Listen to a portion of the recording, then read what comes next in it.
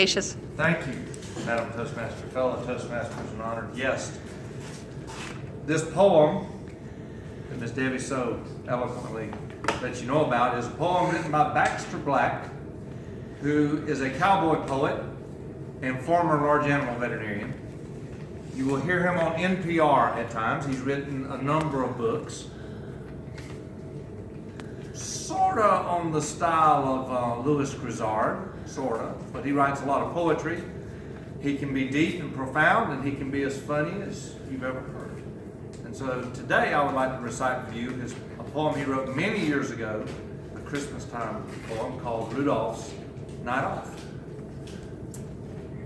'Twas the night before Christmas and Rudolph was lame. The vet from the North Pole said, "Foot rot's to blame, I'll give him some sulfur. It's the best I can do, but stall rest is needed the next week or two." "Great Scott!" cried old Santa. He turned with a jerk. "I won't get through Pierre if my headlight don't work. On Interstate 40, I'll surely be fined and lost in Montana if I'm flying blind. No cop in his right mind would give any clout to a geezer who claimed that his reindeer went out." He gathered the others, old Donner and Blitzen were any amongst them whose nose was transmitting. They grunted and strained and sure made a mess, but no noses glowed brightly nor ears luminesced. "This bad-looking bunches," cried Santee distressed. "We'll fly Continental, the Red-Eye Express." "I'll just check the schedule." He put on his glasses when up stepped old Billy, the goat from Lampasas. He shivered and shook like a mouse on the ark, but his horns were a beacon. They glowed in the dark. Sandy went crazy. He asked, "Why?"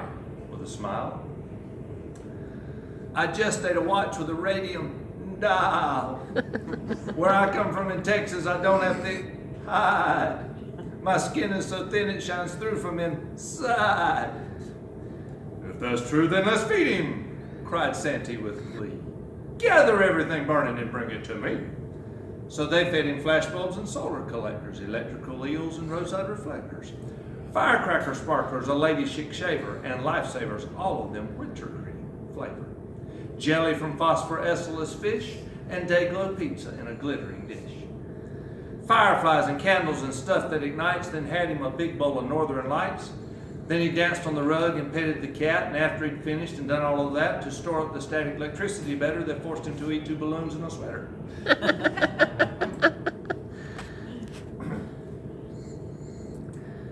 His Halloween smile couldn't be, when he opened his mouth, like fell on the floor like the fridge light comes on when you open the door.